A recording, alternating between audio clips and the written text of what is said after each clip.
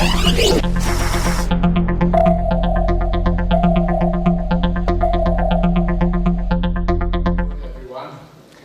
berhormat, my good friend Dato Seri Minister of Communications and Multimedia, yang berbahagia Dato Seri Dr. Sharifah, Secretary General of KKM, yang bahagia Dato Haji Abu Bakar, Director General Broadcasting RTM.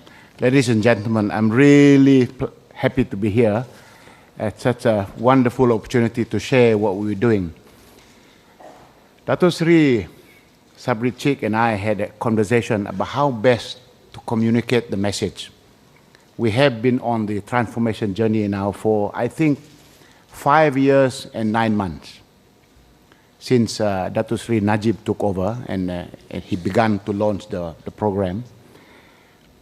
We thought maybe the way to do it today is to imagine we step into the shoes of the critical people who are very critical of what we're doing, and then ask the question, the tough question from their standpoint. What are their criticism of what we're doing? And then we deal with the question, how do we respond to them? Let me first talk about the theory dulu. The theory for transformation is about change from a current reality to a new reality. So when you want to move from a current reality to a new reality, you don't want to change something that you like. You only want to change to something that you prefer it to be. So it means you're going to shift from there to there. But when you do that, a change process will encounter resistance. There are people that are going to resist it. So in the theory, in stage 1 for the theory, at the orientation phase, this is what the resistance will say. The critical people will say, oh, the government, we don't think they have the political will, nor the leadership to carry on and do this. So that's the criticism. When we start implementing the transformation process, the next thing that they will say is, okay, maybe they can do it for 1 year, but they don't have the stamina to carry on doing it for 2 years, for 3 years.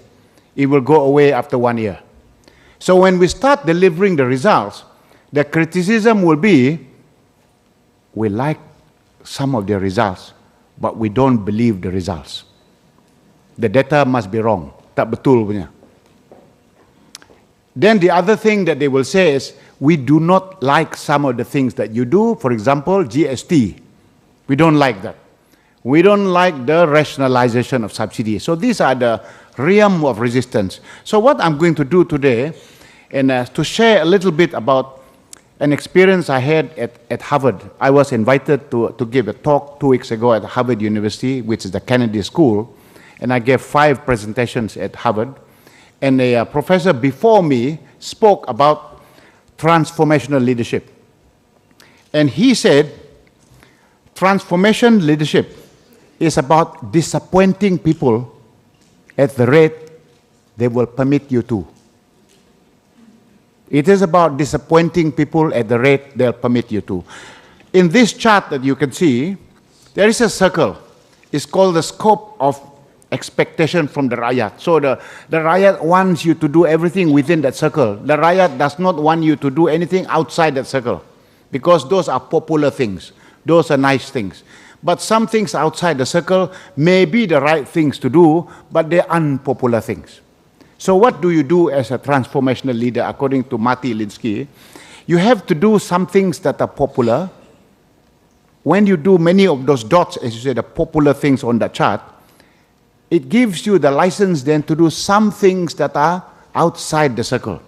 So transformational leadership is about dancing on the edge, not operating entirely within the circle. Why? Because if you operate within the circle, you're not going to change the current reality into a new reality, because you have to shift it gradually by moving and changing the boundary. So that is the theory behind transformational leadership. So really, when you talk about transformational leadership, there will be no gain without pain. You will go through some changes, there will be some resistance. Let me now take you through, one by one, the criticism that we receive from the public and how do we respond to them. The first criticism: We do not believe that the transformation that you guys talk about in the process have any ownership, accountability, and transparency. Actually, ladies and gentlemen, this chart shows the 8-step process that Dato Sri Sabri Cik described earlier on is showing that our process has transparency, it has accountability, and it also have clear ownership. The ownership begins with strategic direction workshop, step 1. We have cabinet workshop from the Prime Minister, the DPM, the cabinet ministers. We sit together for solid 1 day to discuss what are the key things and the key priorities of this country. They take this full ownership. So when we talk about ETP and GTP, it is owned collectively by the cabinet. They take ownership. Then we run the labs. In the labs, we get the various ministries involved. We get their ownership as well. So if it is various ministries, all of the staff are inside there, private sectors involved. So we get solid ownership of people. Number 3, open day. Kita buat open day, we get the public to come there. Then we get the ownership from public too, because they are participating in it. They give us their input, what they like about it, what they don't like about it, it's also there.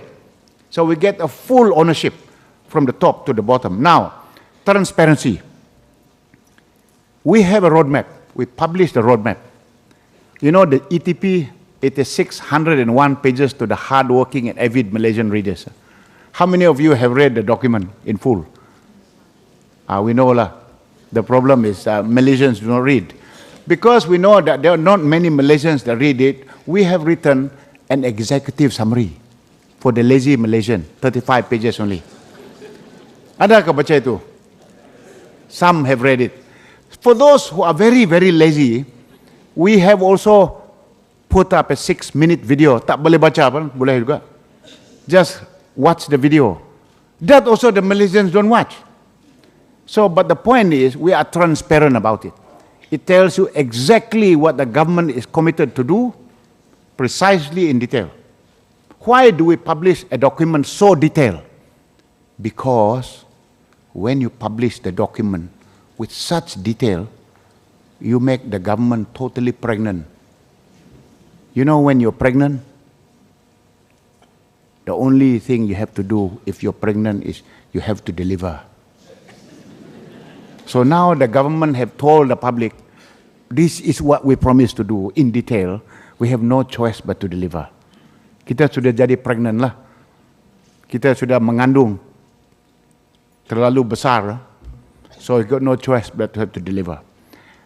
Then, we then give every beginning of the year, every minister receive KPIs from our Prime Minister. Including our DPM, dia ada KPI juga, targets, semua ada.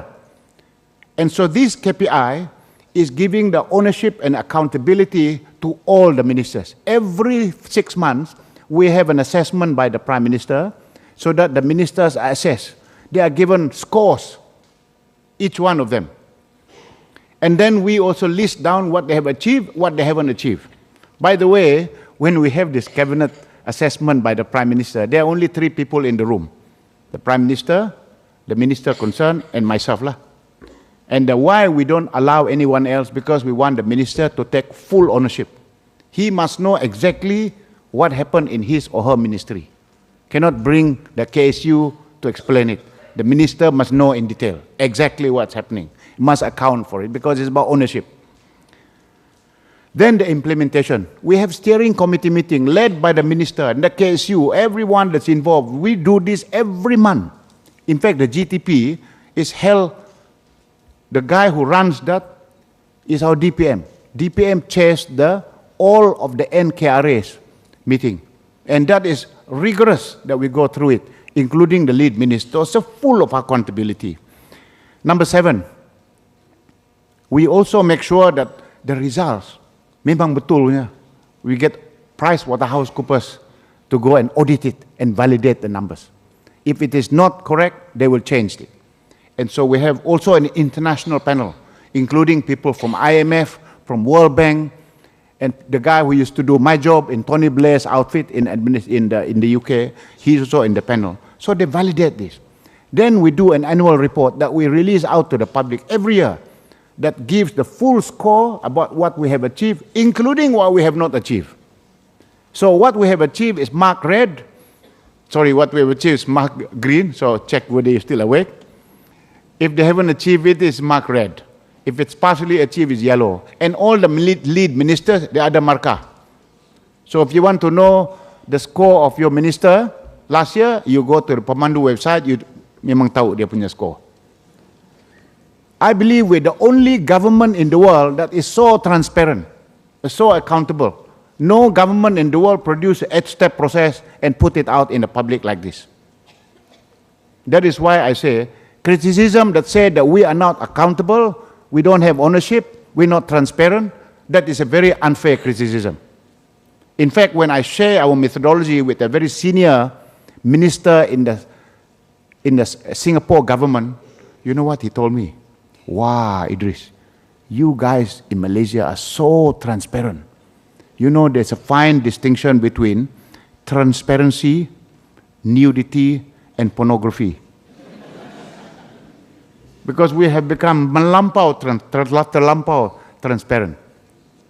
But that is the point. Under our Prime Minister, we have put in a methodology that calls us to really be accountable. Next. Criticism number 2.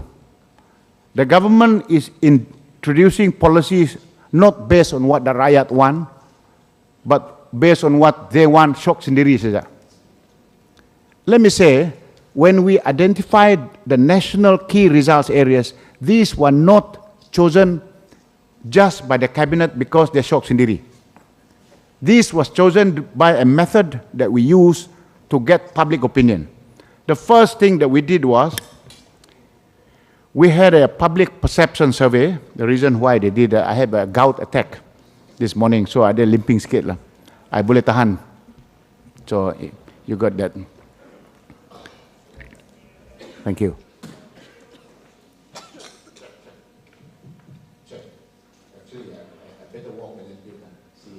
If I can tahan. We did a public perception survey in September 2008. Very big survey to ask the Malaysian public, what is it that they want the government to focus on? And they wanted us to focus on crime, education, corruption, unity, and economy. Then we analyzed the media. Everything that appears in the newspapers, social media, semua, we check everything. And for 6 months, the noise in the media, to know what the public want us to focus on. Then the Merdeka survey was also conducted. In this Merdeka survey, it was very clear what the people actually wanted was, those were the things that were concerning to them. And also the cabinet view. So clearly, ladies and gentlemen, when we identified those things called the NKRA, that's what the public want us to focus on. To be clear, corruption, crime, rural infrastructure, urban public transport, low-income household, education, and cost of living. Because the public want us to focus on those. On the economic transformation program, we had 1,000 people in a workshop. All the companies, big, small, and medium, they came to the workshop. And in this workshop, they told us we must focus only on 12 national key economic areas. These are the areas we should focus. Ni bukan chosen by the cabinet. This is chosen by the corporate people. They say these are the ones that will bring the economy up to a level, new level for us. Next one. Next criticism. The ETP and the GTP are just highbrow ideas, very academic lah. Have nothing to do with people want. We don't feel it. Let me say, ladies and gentlemen, I would say, because our program is targeted at specific areas, we are touching the lives of those people. The first one, we build a lot of rural roads. A lot of rural roads that we build, particularly in Sabah and Sarawak. We counted the number of people in those villages that had benefited from the roads. And the electricity, water supply, 5 million people. We also looked at the numbers of people who benefited from our program on education, 3 million primary students have benefited from the NKRA program under our DPM. We also had counted 6 million people in Greater Kuala Lumpur who use our urban public transport. The new KTM train, Pudu Raya that we have now revamped completely. Anyone has been to Pudu Raya in the last 6 months? A few lah. For those of you that have not been there, I encourage you to see it. Go there and look at it. I tell you, we have transformed Pudu Raya beyond recognition. I used to say Pudu Raya was hell on earth. It is totally changed. Any one of you that have been to Bandar Tasik Selatan Terminal, put up your hand. Very good. That one is even better than Gatwick Airport. Trust me. It is really state of the art. We're trying to make it very good for the urban public transport people. 6 million people feel it every day, including our new KTM train that I'll cover that later. 2.9 million people were lifted out from poverty line because of our minimum wage. They were living below poverty line. Already 6 million people received the BRIM. They also feel it. 275,000 people got out from poverty, extreme poverty. So altogether, ladies and gentlemen, 23.3 million people feel it directly. Why? If you're not the target market, the target audience, obviously you are not the person that we're focusing on lah. So if you don't use urban public transport, you don't feel it. Because you are not the target that we were focusing. And those was because the public, the Malaysian public says, Malaysia government must focus on those things. That's what they told us. So we went to focus on them. And those people are the ones that benefited from it. Criticism number 4. We doubt we can achieve high income economy status by the year 2020. This is very highbrow idea. In fact, I must say there was an event like this. A lot of people were invited. Earlier on, it was in the year 2010 it was. And so Tun Mahathir was on stage. Someone asked him the question, did you think that the vision 2020 that you set, that you will achieve by the year 2020, in his half-joking manner, he was saying, well, you know, we put the target very, very high. You know, I put it in the year 2020 so that I think I will not be there to deliver it. Because it's a very difficult thing to do. I was in the crowd, actually, in the audience. At the time I joined the cabinet, I put up my hands. I said, Tun, I would like to respond. We believe in the vision 2020 that you put out there. Not only do we believe in it, we are totally committed to deliver it. We are convinced with the methodology that we set under Prime Minister that we will achieve it. He said, good luck to you all. This chart, ladies and gentlemen, shows very clearly that we are on the way to getting there. The red line is the World Bank's definition of what constitutes high-income economy. That means gross national income per capita. By the way, they only change the number every year. They don't have a number today for the year of 2020. They only have the number for the year 2013. 2014, World Bank haven't put a number yet. For the next report, they'll put the number. So our line is the blue line. We are closing the gap so rapidly. Next chart, please. If you do a linear regression, you do a very simple linear regression, it shows clearly that we will be able to achieve the high income status by the year 2020. If we're lucky, maybe a little bit earlier. But we're confident today on the pace that we're going, and 8.27% annual growth per annum, the CAGR, and that is actually very positive. Next slide, please. This is a good chart. If you don't believe me, then I think maybe let's look at what other people say about us. This is the OECD prediction. According to OECD, they believe that Malaysia will achieve high-income economy status by the year 2020. According to them, China will get there in the year 2026. According to them, Thailand 31, Indonesia 42, Philippines 51, Vietnam 2058, India 2059. This is not my slide. This is the OECD's prediction on the basis of countries as they progress. Who do they believe will get there quicker? So they are saying that we can get there as well. So that's good. Criticism number 5. Yeah, but fine, Idris, you guys are going to get to high-income economy, but I see poverty still in the country, and you people in the government are not doing enough for the bottom 40%. Let me show the good news about what Malaysia has been doing for a long time, since 1970. This chart here is the number that describes our fight against absolute poverty, miskin tegar. And we've been able to reduce that from 49% in the year 1970 to now less than 0.6%. So it is a very, very big improvement. For those of you who want to look at the statistics, the word Gini coefficient describes the level of inequality in a country. So the lower the number, the better it is. So if it's 1 Gini coefficient, that's totally unequal. So if it is 0, then that means it is equal. Now Malaysia has made an improvement. So now we're at 0.42. It's an improvement from what it was in 2009, 0.441. And also the bottom 40%, people who are in the lower income bracket, their income has increased radically from 1,400 in the year 2009. It's increased to 2,537. The incidence of poverty hardcore has really dropped to 0.6. Now, let me now go a little deeper.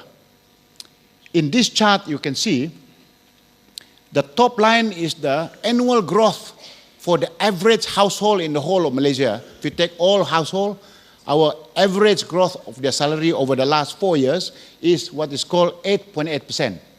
Now, this one below here is the midpoint. The midpoint, that means if you take all of the household, rank them from 1 to bottom, and you take the midpoint. That one has also grown by 10.1%. Inflation over the same period is only grown by 2.4%. So if you take 8 minus 8 or 10 minus 1, 10.1 minus 2.4, the difference is called the increase in disposable income. So that means the average household in Malaysia, our income have risen much higher than inflation. The next one is the bottom 40%. This is the best story. The bottom 40%, their income has risen even higher than the average Malaysians. That has grown by more than 12%, whether you take the average or you take the median. The median midpoint. We have, as I said to you, lifted out 2.9 million people out from poverty line with one stroke of a decision that we took, that is minimum wage. When I joined Shell in 1982, do you know at the time my first job in Shell was industrial relations officer. I remember in 1982, there were discussions in the Malaysian government to introduce minimum wage in 1982. Nobody dared to implement it because it was difficult to do. It is today, ladies and gentlemen, under the leadership of Prime Minister and this cabinet, we were able to actually implement it. And by doing the implementation, we lifted the lives of 2.9 million people outside from abject poverty. And that is a very, very big improvement. Let me now read an external report, what the World Bank has said about Malaysia. This is the World Bank report that was recently released last year. Let me read it clearly. Malaysia has in many ways become a success story in shared prosperity. Shared prosperity means that all households experience income growth. But growth is higher for those households at the bottom of the distribution, a pattern that leads us to lower inequality. In the past 40 years, Malaysia drew on its natural resources to nearly eradicate absolute poverty from 49% in the year 1970 to 1% in 2014. So this is what the World Bank is saying about us. So I think the criticism is unfounded. Let me also take another external perspective. This is coming from the Asian Development Bank. The ADB, in the conference of May 2013, they said since 2009, which happens to be when our Prime Minister took over, Malaysia has made the biggest progress in reducing poverty. 55% 0.3% reduction in poverty because of the work of the government. If you compare that, Philippines only 2.5%. Ours 55% reduction. Indonesia 6%. According to them, Thailand had made it worse by 62.6% made it worse. Vietnam had improved by only reduction of 6%. So according to ADB, Malaysia had made the biggest progress in reducing abject poverty. So that is from the external perspective. Criticism number 6. I know the economy is growing, government revenue is achieved record high, but how come I don't see that the government is using the revenue to help the people? Let me say it's true that our government revenue has become record every year. So this is a new record, 185 in 2011, etc. But you know, we were in deficit. When we started, our fiscal deficit stood at negative 6.4% of GDP. That means our revenue is less than our expenditure. So when you increase your revenue, you're still at the point that you are less than the expenditure. So that is, we were using our additional revenue to reduce our deficit. So you can see every single year, we reduce our deficit. We have not removed entirely our deficit. Kita ada lagi deficit. But the reason why, because we are using some of our money for development expenditure to grow the economy. Let me show to you so that we all understand why it is very tough, because the government have many commitments. Last year, our total revenue was 221 billion ringgit, okay? Let me just say, how do we spend that money? Commitments. Of that, 67 billion is spent on paying salaries of our 1.4 million civil servants, all of us. That one cannot be reduced. There's no corruption involved with that, because that's your gaji lah. So, but the people that simply look at the number and say, well, this is money is all because of corruption, that's not true. Pensions, there is 18 billion ringgit we have to pay pensions for the civil servants. So then, how much do we spend per year to pay for our debt, our borrowing? Altogether, 23 billion. How much subsidies do we put? Altogether last year, 40 billion ringgit of subsidies for electricity, for tolls, public health, public transport, all of this, 40 billion. The grants that we give to state government, because all state government, federal government give grants too, and also the state-owned enterprise, the GLC, kita ada grant juga. And that is altogether 23 billion. And the others, 15 billion is for scholarships and for grants to school, etc., etc. Now, all of the ministries put together, all 30 ministries or 29 ministries, 34 billion ringgit. So we have very little room to maneuver because the commitment is fixed. And that's why the government is in a very tight spot. Although we get our increase in revenue, we are still struggling because we are starting on a deficit. So to be clear, ladies and gentlemen, we are doing the best we can with the limited resources that we have, but that is the best we can do. That is why it's got no choice. We have to reduce the subsidy. No choice. Criticism number 7. I am from Kapit. Some of you do not know Kapit is a very small place in Sarawak. I am from Kapit. Oh, by the way, there's also a village that PM went to. For those people who are Chinese, they will consider this a little funny. That village is called Ulu La Chao. You have to be careful how you pronounce lah. Ulu La Chao. So the guy said, I am from Ulu La Chao, and I do not think you people in the government are doing enough on rural infrastructure. Actually, ladies and gentlemen, the fact of the matter is that in the last 4 years or 5 years, we built the most kilometers of rural road in this country for the same period of time since independence. We build altogether, if you string all the rural roads, that's 4,533 kilometers of rural roads. If you put them all together in one straight line, it is like the distance from Kuala Lumpur all the way to Kathmandu. If you want to, you can also stretch it from Johor Bahru to Bangladesh. And that is actually a phenomenal thing. So this is very good. These are the numbers of people we gave water to, electricity, all those villages, and a lot of them, you know, we live in a country that is very modern in this part in the city, but in the rural places where I come from, My tribe is called a Klabit tribe. There are only 5,500 people in the whole world. We are so small, you can put us all in the zoo. Very, very small. But we live in the village there. You know, we don't have electricity in my village until only this year. We now got electricity too. And there are many, many villages like that. And still, you know, we are working hard to do this. Next slide, please. I am worried about the children's education in this country because I believe that the standards of education has dropped in this country. What we're doing in Malaysia is that we are also concerned about this. That's why we've introduced the National Education Blueprint. Very thick document about the roadmap, how we are going to improve it. By the way, we've ranked every school in this country from number 1 to number 10,000. We have 10,000 primary and secondary school. We know which one is number 1. We also know which is number 10,000.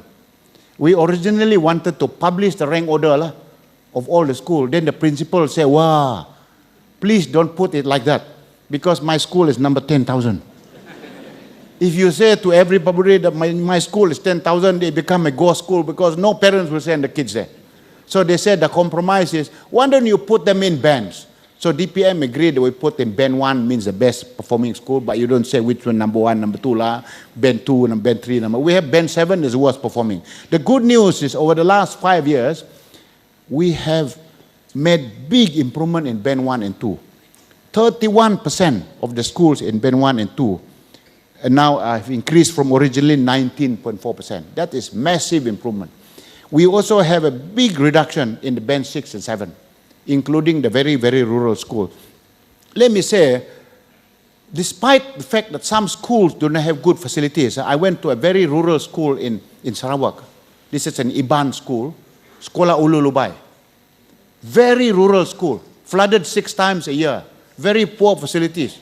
In the year 2011, I believe it's one of the best primary school in Malaysia. Now, when I visited it, DPM also visited it. Do you know what time the kids go to school every day? 5:30 a.m. What time do they finish in the school? 10 p.m. Whoa. And they had a small room like this. And in the room, all the awards, they menang. All sorts of awards. From Turkey, Commonwealth, they menang. The scores of the students are very, very good. In fact, the funny part of the story, there was one award, National School for Bowling in Kuantan. Hui. Mana ada bowling alley in Ulu Lubai? How do you learn how to do this? Dia pakai tembikai. So they went there because they're so determined, they menang juga. Now, the interesting thing was, the literacy and numeracy in the school is so fantastic. At an event like this, an MOE event, there was one teacher in Kelantan that challenged Principal Jawab. Jawab is the principal for the Sekolah Ulu Lubai. Then he said, oh, you are lucky, the students are doing well, 100% marks, etc. Because you are lucky, your students are good. My students in Kelantan, in my school, they're never going to read and write. Why don't I challenge you? I send 20 of my students to your school, you teach them to read and write. So Jawab said, okay. So they sent 24 Kelantanese kids from their school to Sekolah Ulu Lubai and stay in the longhouse for 2 months. After 2 months, send them back to Kelantan, all can read and write.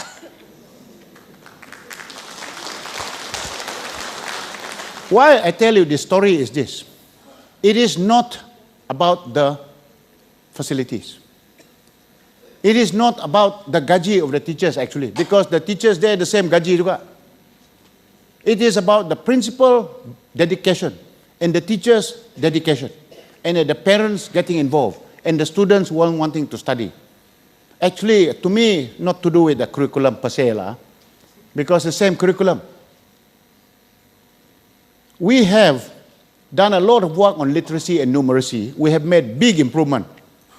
Today, the numeracy score of our students in primary 1, 2, and 3, and 4, based on the Linus test, is already now 98.9%. And literacy is now 88%. This was big improvement from what it was before when we started. We are also concerned about the proficiency of the English language. So we decided to put all of our English teachers to sit for the Cambridge placement test. You know, when I spoke about this, I was invited to speak at Oxford University last month. And I showed this chart to the faculty leaders at the government school in Oxford University. The dean almost fell off a chair. He said, Idris, can you imagine you go and ask all the teachers in England who have been teaching for 20 years and you ask them to sit for the test, you have a strike. But in Malaysia, we did it. We got 70,000 of our teachers who teach English to sit for the Cambridge placement test. No strike. Actually, the sad news is that 70% of them did not quite make the standard. But we know them by name today. Under DPM, we have now organized an event, a very big program, to take them to classroom over weekend and at night to make sure that they improve their command of English language. We are very serious. So people who think that we are not serious about what we're trying to do under the program, this hopefully will tell you that we are very serious about it. Criticism number 9. Oh, we fear going out because crime is on the rise. Malaysia is no longer safe. We heard about this so many times. But ladies and gentlemen, before our National Transformation Program, you can see from this chart that it has been rising every year. When we did the GTP, actually we managed to bring it down by 40% reduction. I know you don't believe lah. I know you don't believe. Because every time I show this, every time I show people get angry, ini tak betul lah. But I'm telling you, this is the data. Okay, let's look at other data. Data that's not collected by us. These are external data from Nation Master. Nation Master is one of the authorities that publish crime data across countries. According to them, for a population of 100,000 people, the highest crime is actually UK. 6,500 incidents of crime per 100,000 population. Followed by South Africa, 4,143, and then Hong Kong. And USA, Hong Kong. Actually, Malaysia, they say only 550. But that's their number, it's not my number. They say our number is actually low compared to the others. So because you don't believe the police number, I'm giving you the external number. If you don't believe that one, I give you another one. This is the number of cars that are stolen and the insurance claim. There were 14,843 cars stolen last year, and they claimed their insurance this year only dropped down to 12,122. It cannot be that people are not claiming their insurance. If you lost your car, surely you go and get insurance. This is not the police punya number. This is the total insurance claim. That also dropped. That is similar to our police data. Our police data, our police says that 16,733 cars that were stolen in the year 2013, that has dropped by 19% to 13,407. We know them by numbers also. Proton 7,139, Toyota 1,499, and this collaborate with this. So clearly, without doubt, ladies and gentlemen, it is very clear the insurance numbers tell us clearly the data for the crime has dropped down when we take that. Let's look at other countries. Australia, actually the crime data has gone down. Crime incidents gone down. What do the Aussies say? 90% of the Australians believe that crime is going up, not reducing. Although the data is going like that, the Australians say it is going up. Actually, they say 64% of Australians say crime is on the rise in Australia, despite the fact that incidents of crime come down. 26% of them say it's level.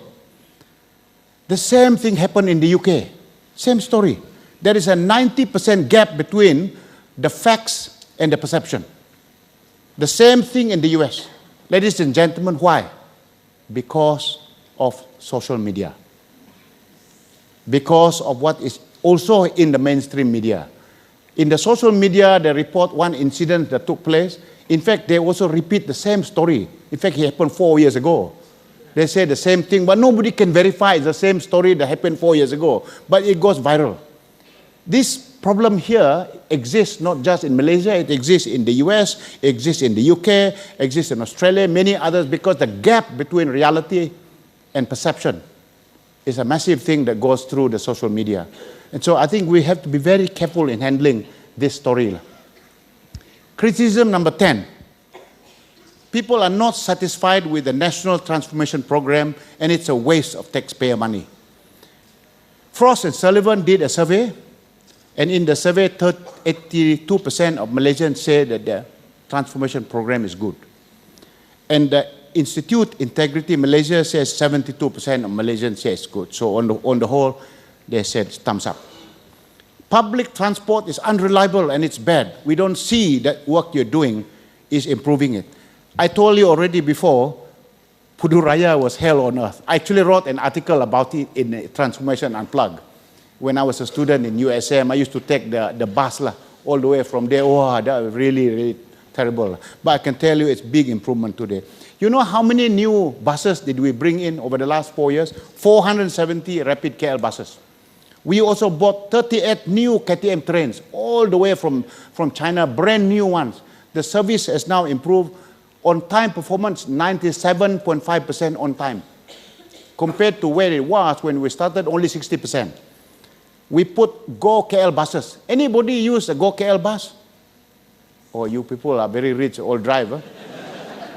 The Go KL buses, we introduced free buses within the central business district. Why? Because we wanted to decongest the central business district. So that you can no need to use your driving within, you can jump onto the bus free. So we have the Go KL. We have 4 buses that move around. By the way, it also increased the tourist expenditure. We empty their wallet because they have to go and jump onto a bus, to go to the next shopping mall, then they spend their money.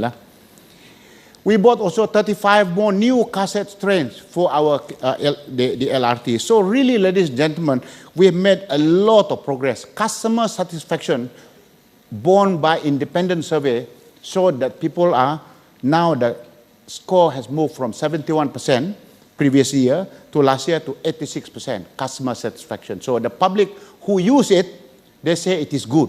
The people who criticize it do not use it. We are also trying to build a high-speed rail that connects Singapore all the way to Kuala Lumpur. If you fly today from KL to Singapore, door to door, it takes you 4 hours. When we finish the high-speed rail, it will be 90 minutes. That's the first service. We also have a second service that go through Kuala Lumpur, Putrajaya, Seremban, Aikro, Muar, Batu Pahat, Nusa Jaya, and Selangor, not Selangor pula, Singapore. That's 120 minutes. We are building the MRT. So this first line is 62% completed. If you don't believe that we are doing work and delivering it, you cannot ignore the MRT. Every day you can see it. And so this work is 62% complete, 51 kilometers in length, 24 elevated stations, etc. We are now going to build the MRT2 that connects it all the way from Sungai Buloh, Serdang, Putrajaya. And so this is, the next one after this will be the circle line. We put the circle line within the center, and that will integrate all the public transport to an integrated network, connecting the LRT together with the MRT, together with the LRT, the buses, all, then we become a network. So when we build the circle line, that was how we network them. By that time, when we finish doing this, there will be only one card. One card for toll highways, the same card for paying MRT, for buses, some more. We use only one card, and we are working towards making that happen.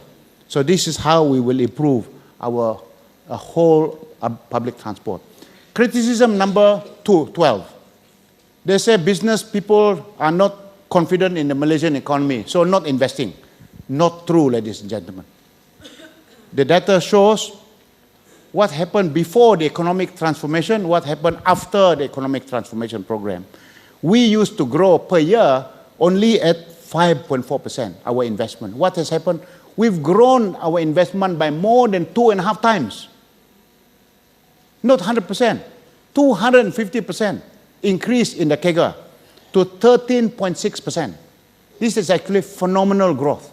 And the beauty here is that the bulk of that is private sector. That is really very good. Not government, it's the private sector. Tok Pa is in charge. He's a minister Dato Seri Mustafa Muhammad. He has been working very hard with MIDA to make sure that we get the investment. You look at the approved MIDA numbers. Every year, the dark blue lines, bars, it shows that we have now in the pipeline a new record every year for private investment. Not yet realized, but in the pipeline and plan.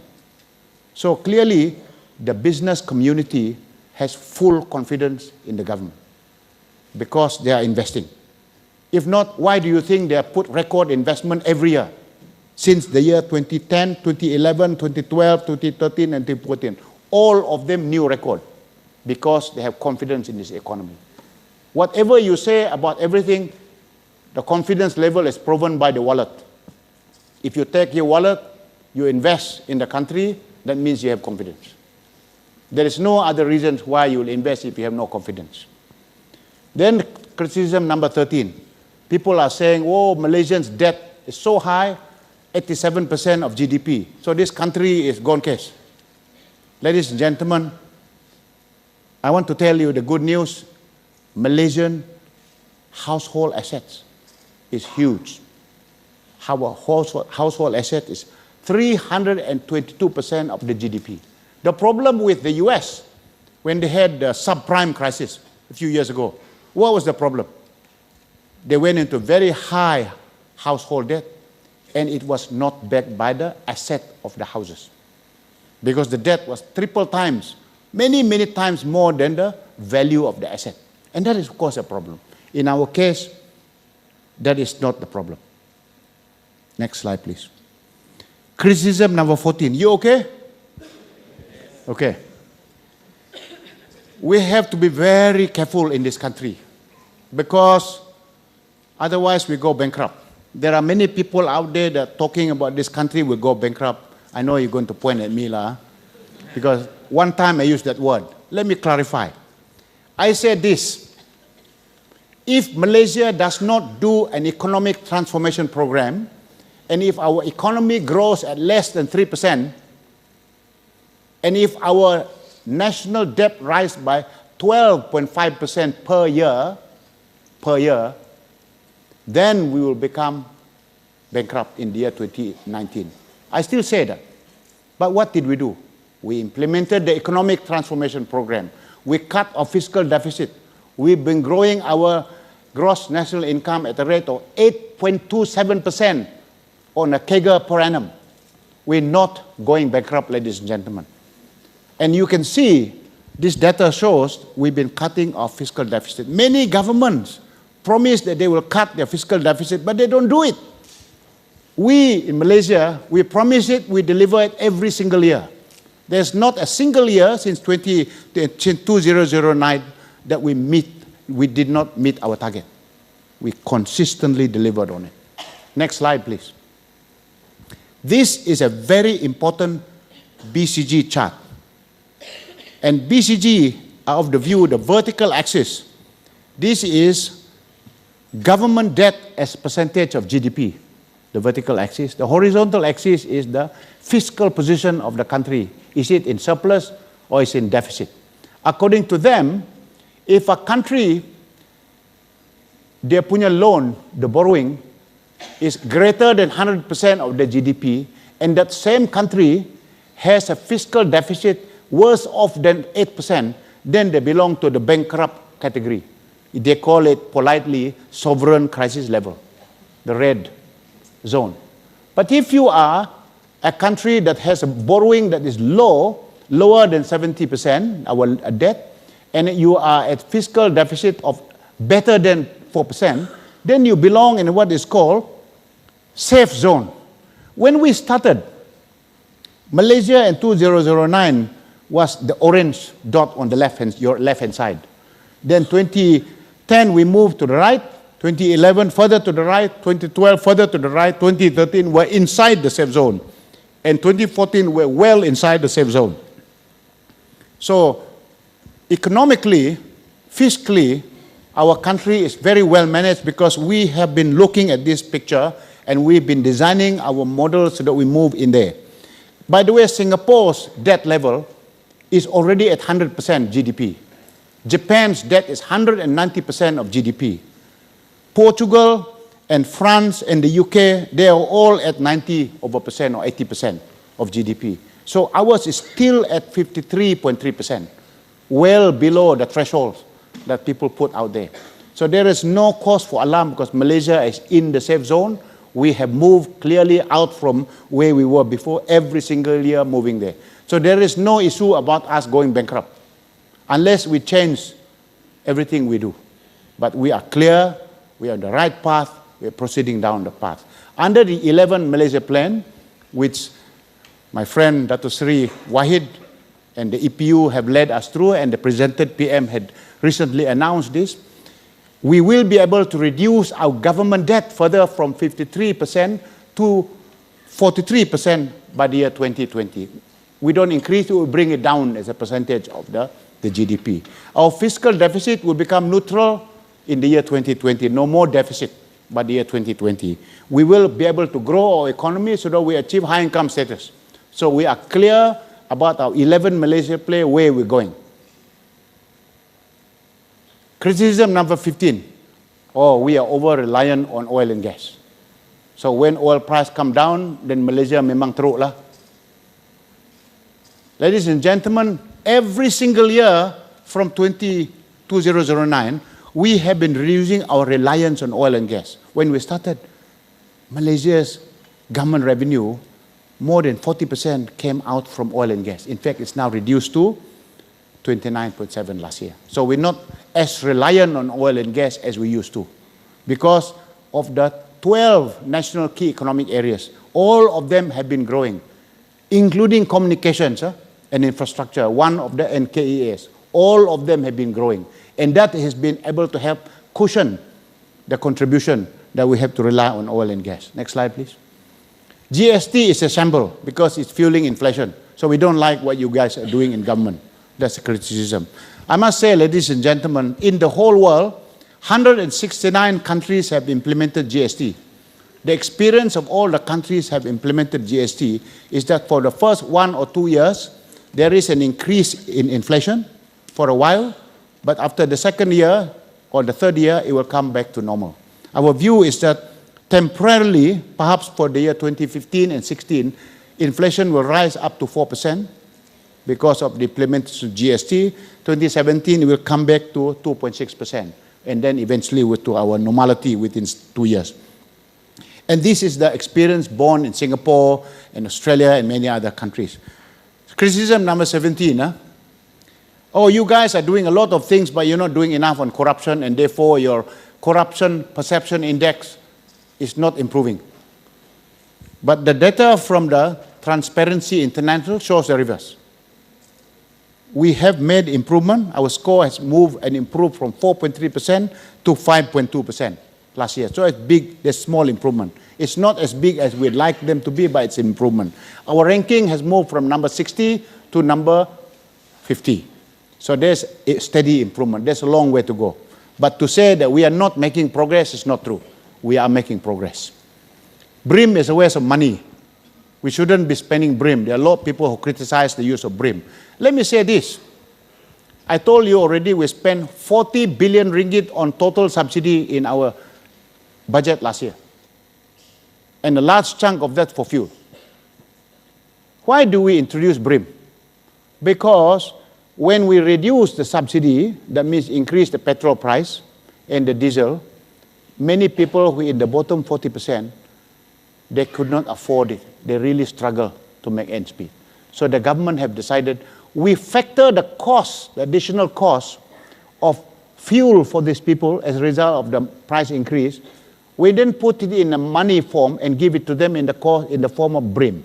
That means all the people whose income are below 3,000 will receive it in cash to recognize the increase due to putting the price to market. What did we do when we implemented GST? The same thing. We calculated the 4% increase that could happen for items that are procured and purchased by the bottom 40%. We put it in 300 ringgit for BRIM, and then we added it onto BRIM, because that is payment to compensate for what was coming out from the increase of inflation due to GST. So GST is not the waste of government money. It is money that we save from implementing GST or from subsidy rationalization, and additional revenue for implementing GST, and we give some for the people who really deserve and need it, people in the bottom 40%. I am of the view, and the whole cabinet, it is a collective decision of the entire cabinet that we believe that BRIM is a good methodology to assist. By the way, this idea of BRIM originally came from Bank Negara. Bank Negara were the original group that said we have to implement BRIM because when we rationalize the subsidy, when we begin to introduce GST, there will be some inflationary impact. And therefore, we better give some cash to help those who really deserve it. So I am of the view that what we're doing under this is correct.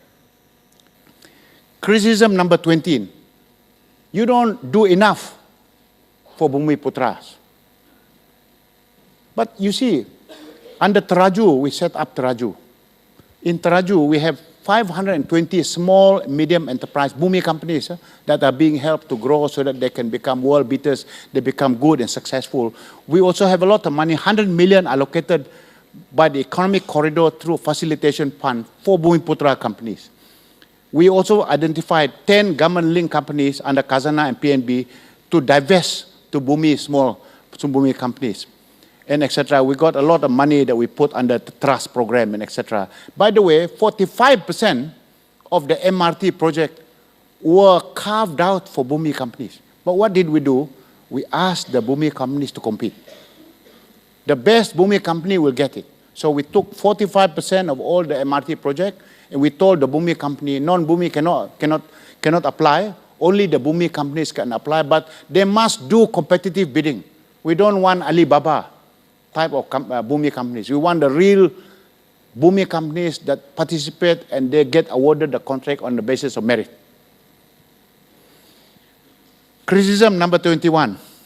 So I'm going to go on until we finish. I don't believe your results. Very nice statistics, Idris. PM announced this under our the annual report. By the way, all the data I presented to you, PM already announced this, and that was part of the reason why we want to thank you this afternoon as well. By the way, we have an external audit and validation process. PricewaterhouseCoopers, every year, they look at our data and verify it, and they certify on the annual report that the data is valid, it's in order. If there are any changes, they were changed before the audit is released. If you go to the Pemandu website, you can print our annual report. You can see exactly what PwC has put in the report. We are very transparent. We also have transparency coming out from the international panel, which include IMF people, we include ex-World Bank people, other countries. In fact, the guy who used to do, the co-founder of Transparency International is part of the panel as well. It's Michael Hirschman. And so they give us a lot of input to confirm and validate our results. Next criticism. I don't believe they are real examples. Your statistics, only statistics. There are no projects, not real. You are only talking concepts. But ladies and gentlemen, we have more than 100 over entry point projects. I can give you on and on the examples. I'll give you an example. This one, you can see it every day, the MRT. MRT is part of the Greater KL. If we didn't do the economic transformation, ladies and gentlemen, we will not be building this. I want to digress a little bit. I want to say a little story. I went down to look at the tunnel that has been completed. We built already the tunnel around, running through our city. You know, in my mind, I expected to see very seasoned engineers, muscular, very experienced people who build it. When I walked down, nobody was like that. They're all very young Malaysians. All very young, including girls. The whole work for the tunnel boring machine is all done by machine, automated. They sit in a little, like a pilot cockpit, send the signal through the subsurface. The signals come back to say what kind of rock formation is there. Is it limestone? Is it Kenny Hill formation, etc.? And then they change the drill bit. And then they correct the lubang. And all the things will come back through a pipe-like thing, like a factory, and disposed. Even the cladding on the tunnel is done by machine. And all of these are operated by young Malaysians. Truly one Malaysia down there. You have girls down there, you have Malays, you have Indian, we have all sorts of people, no clubbit there lah. But really, it was really nice to see them. They're all together, one Malaysia. I was very proud of seeing what they were doing there. You know, we are building this. Have any one of you been to Pengerang? Only 3 people only go to Pengerang. Very few people know about Pengerang, actually. I must confess, I didn't know about Pengerang. Just like many people don't know about Bareau lah. When we ran the lab, you know what everybody said? We have Shell, we have Exxon, we have Petronas, we have Talisman, everybody in the room. 8 weeks locked there. And we asked the question, how can we improve oil and gas in this country? What was the challenge? The question was, how come Singapore does not have one drop of molecule of oil and gas, yet they have the biggest refinery in the region? How come Singapore does not have one drop of molecule of oil and gas? They have the biggest petrochemical complex in the region. And they have the biggest oil trading in the region. How come? You could hear a pin drop.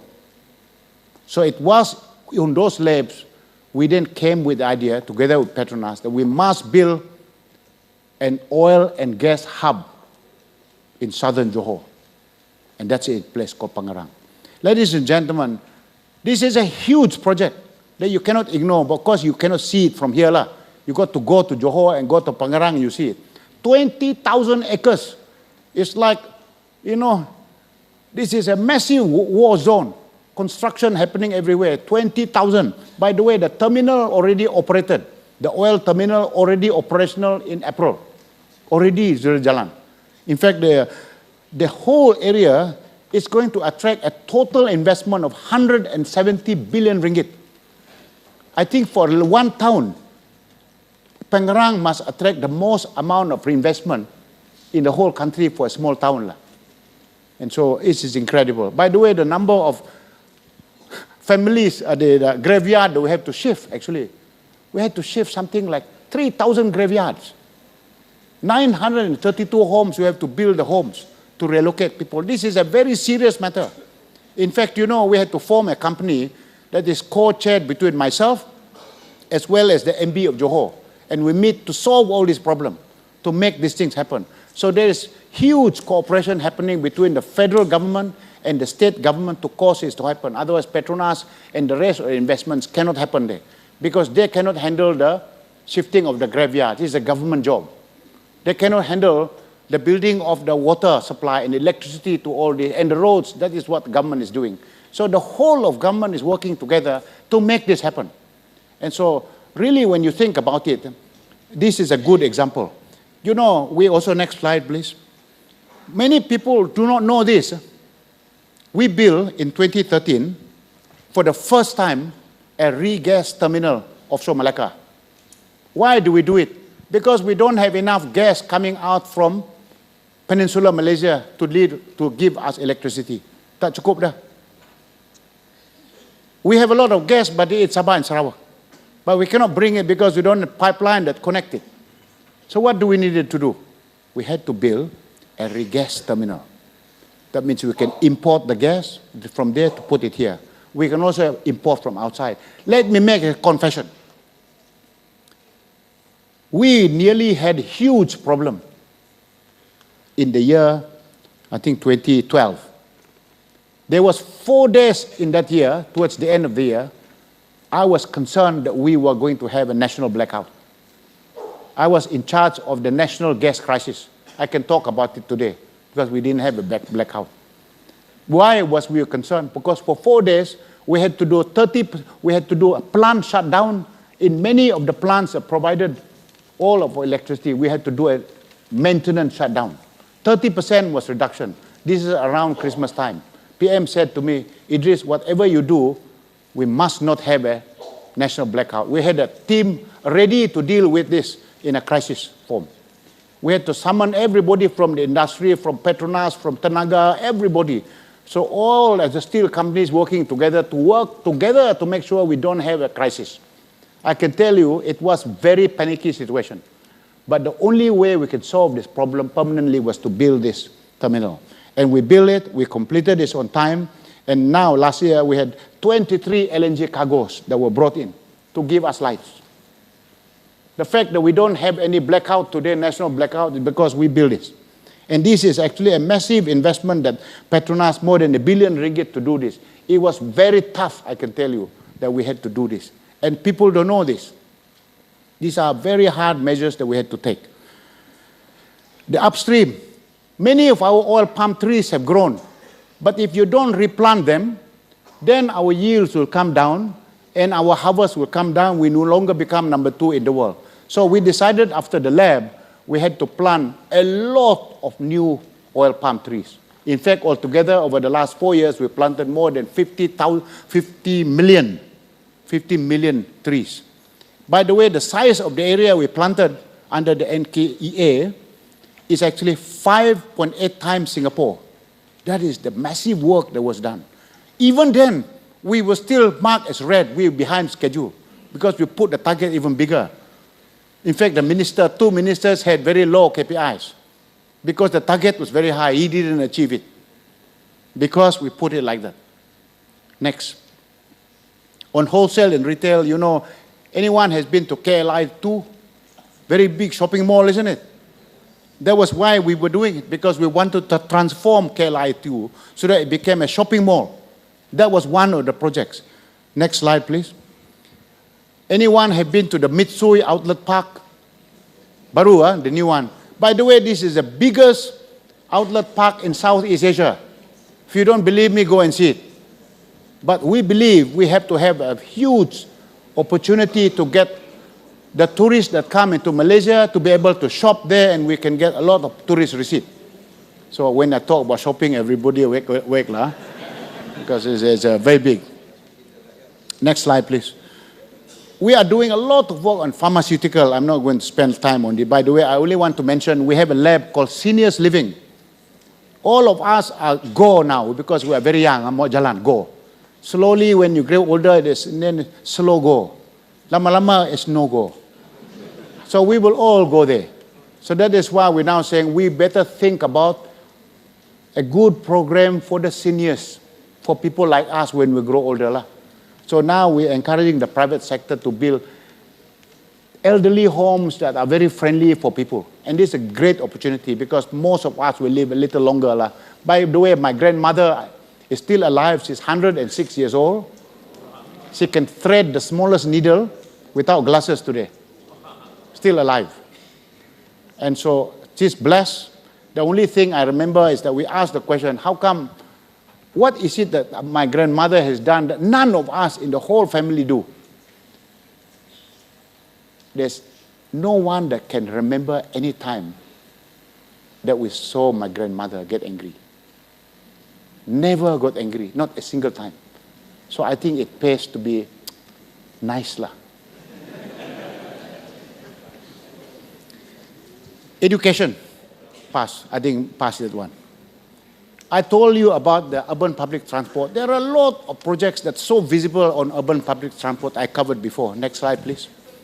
I told you already about crime. I didn't tell you, but there are 161 Kedai Rakyat Satu Malaysia. Why did we put the Kedai Rakyat Satu Malaysia? Because the people in the bottom 40% were really concerned about rising cost of living. That's why we introduced the CRIM. Next slide. There is also people saying that employers are not paying enough to their employees.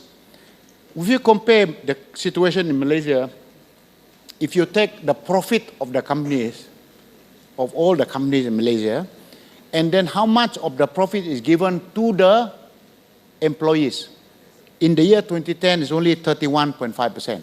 The bulk of it goes to the shareholders. So we are trying to move to our target so that it becomes at least 40% lah.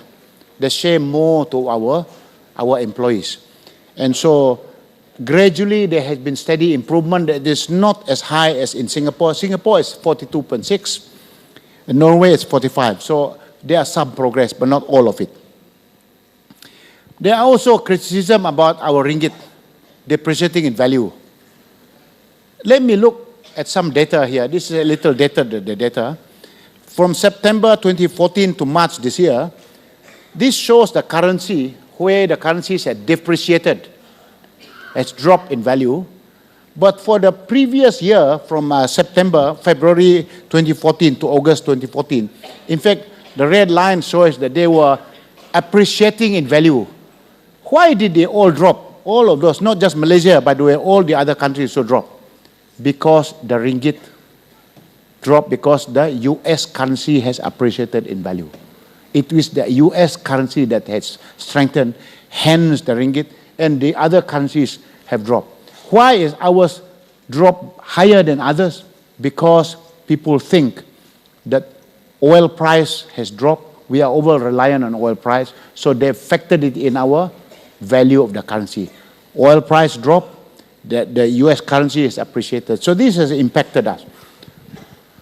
But the good news is Bank Negara have said that in the year 1997, our foreign reserve was very small. It was only 21.7 billion US dollars.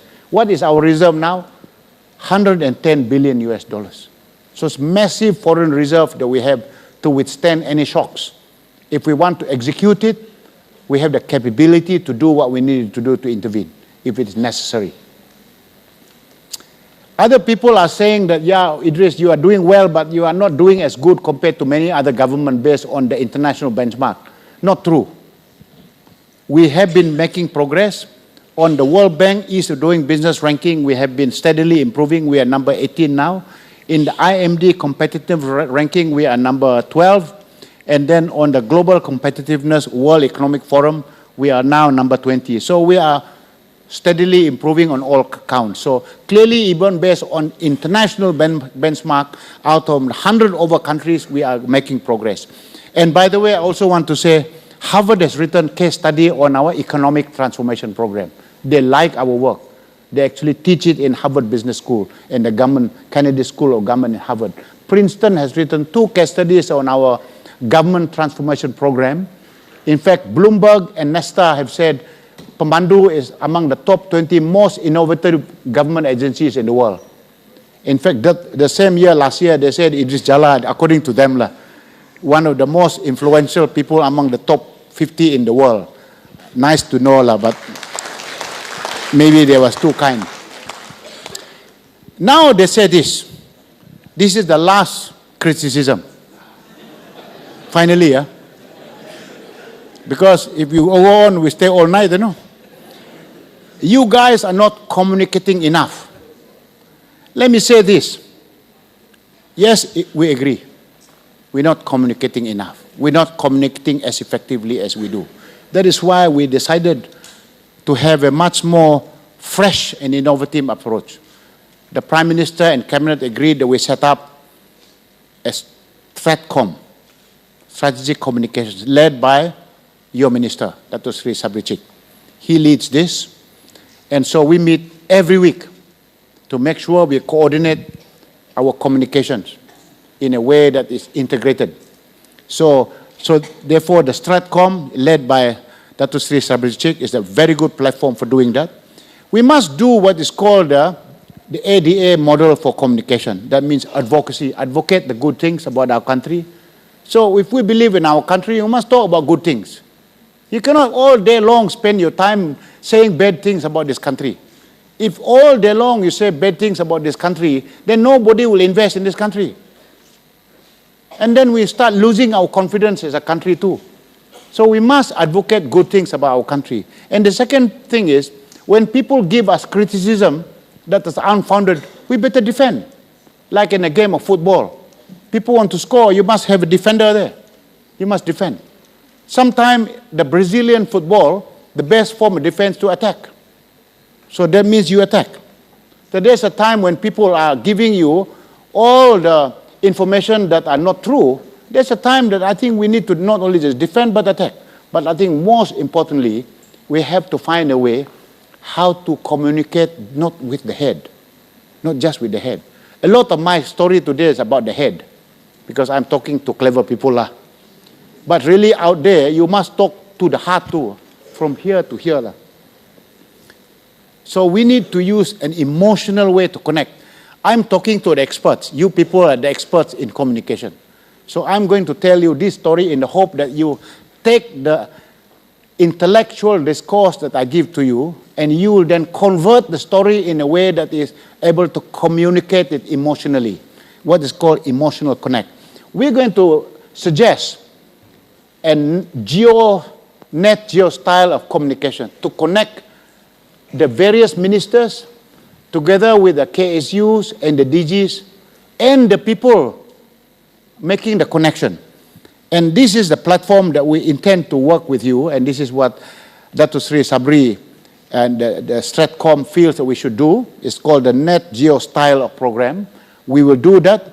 For example, if we have a program on ministerial capabilities and effectiveness involving the Home Ministry, so if it is the Home Ministry, then the theme will be about inclusiveness and sustainability. So the public policies and the best practices, for example, a one-stop center.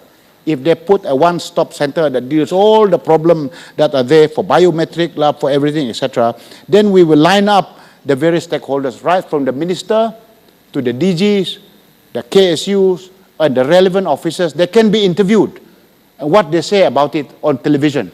And we can cut them in bite size.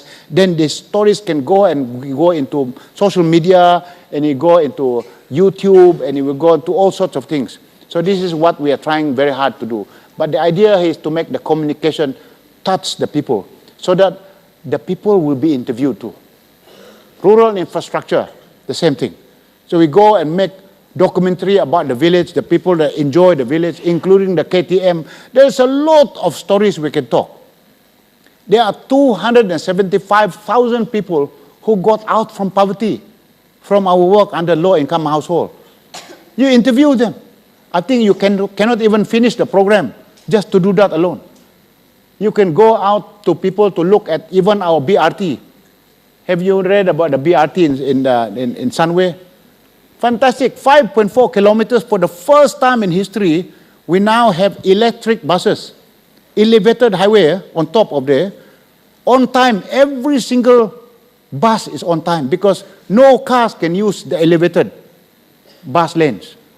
So 500,000 people in that community is benefiting today from it. So 500,000. You can create a documentary about this. You can talk to Liao, who is the minister in charge, and interview SPAD. So the stories can be so many. And to be honest with you, we will run out of space to put the stories about this 23.3 million people whose lives were touched by this work.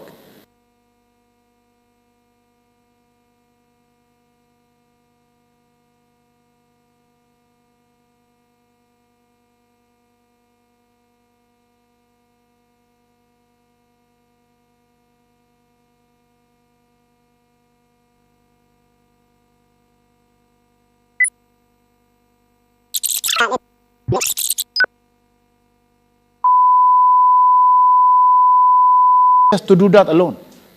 You can go out to people to look at even our BRT. Have you read about the BRT in Sunway?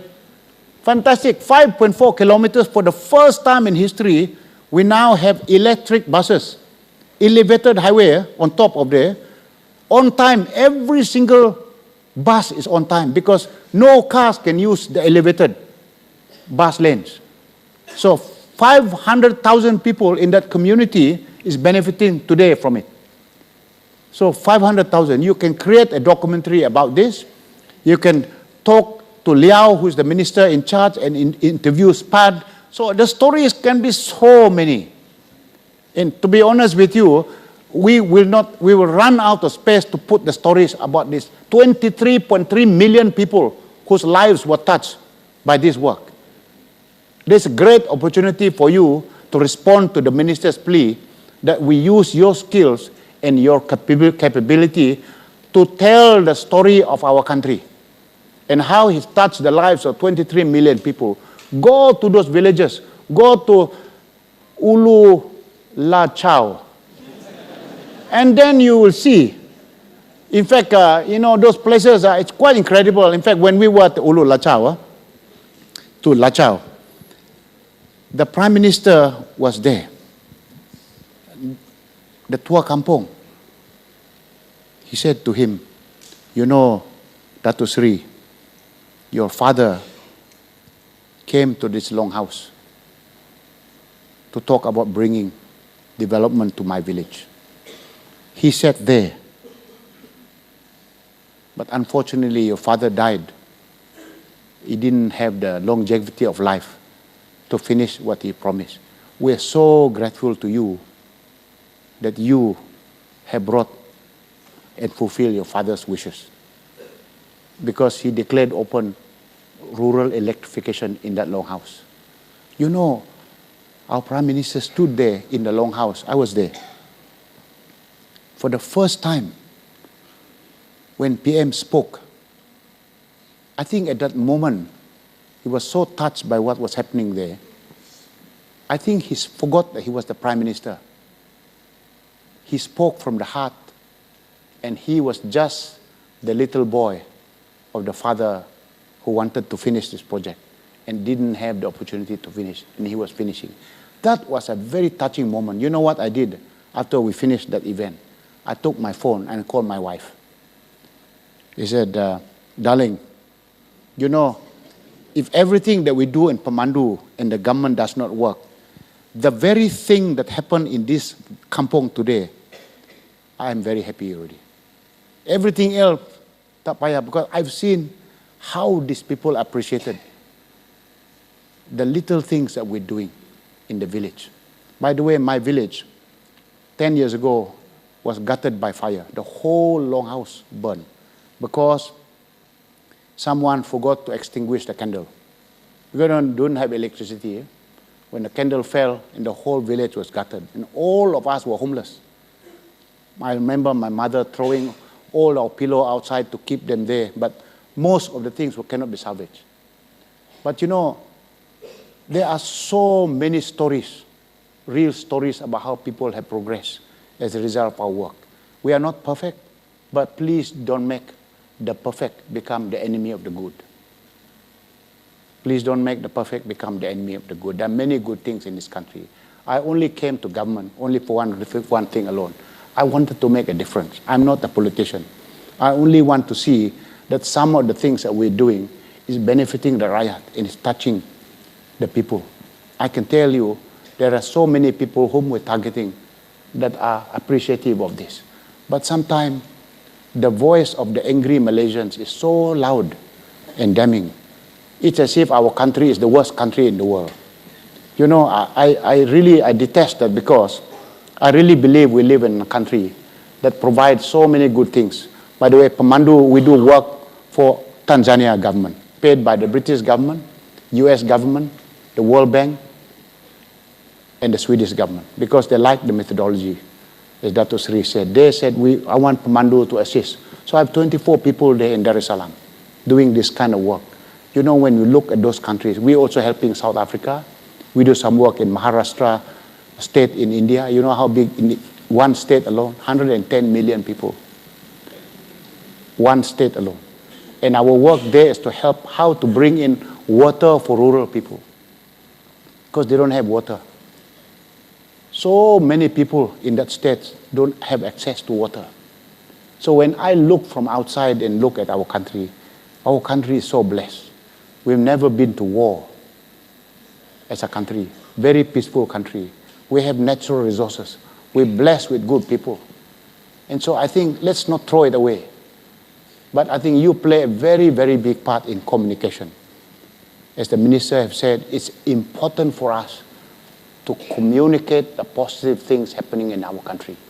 Because if we don't, who else is going to care about Malaysia? Thank you.